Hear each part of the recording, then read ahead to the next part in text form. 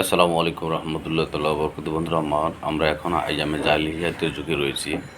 এখনও মানুষ অর্থ দিয়ে, টাকা দিয়ে, ডলার দিয়ে অস্ত্র কিনে সেই অস্ত্রই আবার মানুষের দিকে তাক করে এবং মানুষকে হত্যা করে।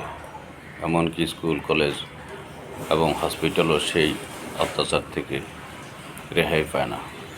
ড্রোন হামলা বলেন, বিমান হামলা বলেন, রকেট হামলা বলেন, মিসাইল, ক্ষেপণাস্ত্র যা কিছু আছে, এটা মানুষের বিবেকহীন কর্মকাণ্ড। মনুষ্যত্ব যখন চলে যায় তখন মানুষ পশুরূপে ধারণ করে।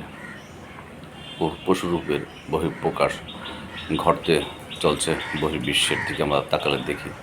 তাই বিশ্বের যারা মরল রয়েছে, জ্ঞানীগুণী রয়েছে, তারা একত্রে বসা উচিত এবং এখনই যুদ্ধ থামিয়ে দেওয়া উচিত।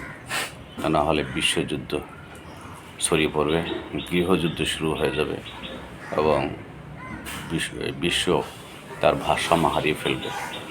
তাই সকলে দোয়া করি এবং সকল জাতি ধর্ম এবং সকল স্বার্থের ঊর্ধ্বে থেকে আমরা যেন মানবিক হই এবং মানবিক গুণাবলী দিয়ে যেন আমরা এই বর্তমান যে সংকট সৃষ্টি হয়েছে, সংকট নিরসনের চেষ্টা করি। সকলে দোয়া করুন, মালিক যেন সকলকে সঠিক সমাজ বুঝ দান করেন।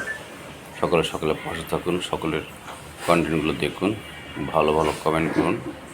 ভালো যদি মনে হয় লাইক, কমেন্ট, শেয়ার করে দেবেন, সাবস্ক্রাইব করবেন। আসসালামু আলাইকুম রহমতুল্লাহ বরকাতুহু।